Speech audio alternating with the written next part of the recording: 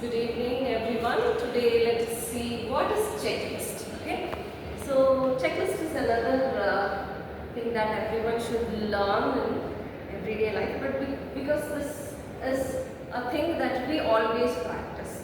So here, this is used like the so-called do list. Everyone has this do list. So whatever work we do, we have this do list in us.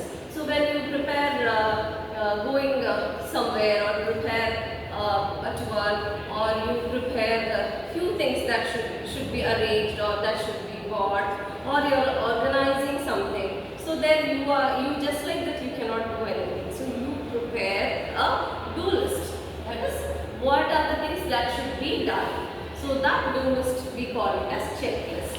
So this checklist should be checked. Yes. So everyone. So checklist is always prepared by self. So whatever work I do, I have to prepare a checklist whether I have done. Okay. So even if it is a team work, we'll do it because to have a perfection in our work, to organize in a proper way, and not to waste time. So when you prepare a checklist, the things will be easy for us to organize. Okay. So checklist is nothing but in day-to-day life we usually prepare checklist when we have more work. So for example, you are supposed to submit your assignments, you are supposed to prepare for your exam today. So you have so many works to be completed today. So in that case, there are people who really make checklists. Like first, it is you will write assignment, then you prepare to meet HOD. Likewise, you will prepare a list. So whenever each work is done, you will just put a mark. The work which is not completed, you used to put cross there. So this is a do list that we practice. Everyone used to practice in their daily life.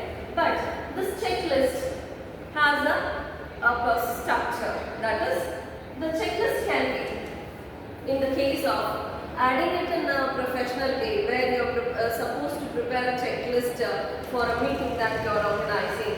You can start your checklist with the few verbs. So the be verbs, what auxiliary verbs, yes, you can use those verbs to start the checklist. For example, have I completed? Okay, have I completed the work? Have I completed the work? So I use a question mark.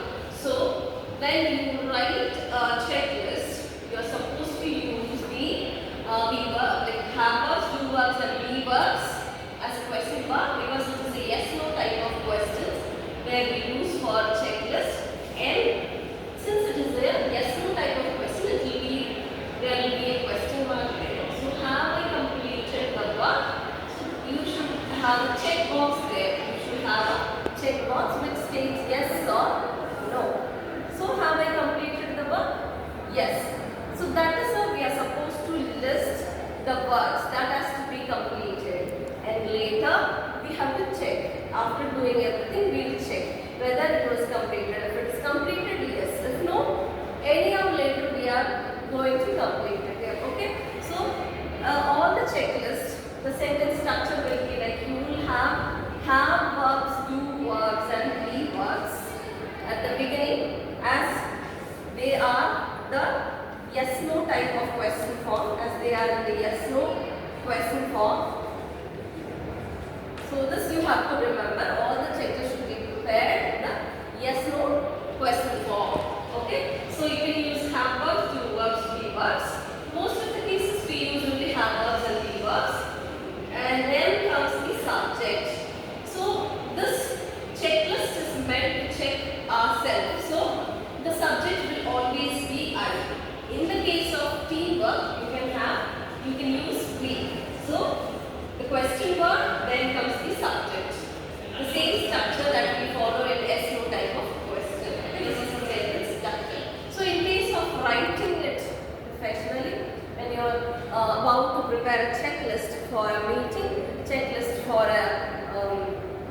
for doing anything, organizing event, you have to prepare, you can prepare in this manner where you have two boxes and where easily you can remember or finish your works by your just marking tick. So in most of the cases, like filling some applications or any forms, you have these kind of check boxes in the applications, the checklist. Okay, so this is the small definition and explanation about checklist, and we write a worksheet to learn more about checklist.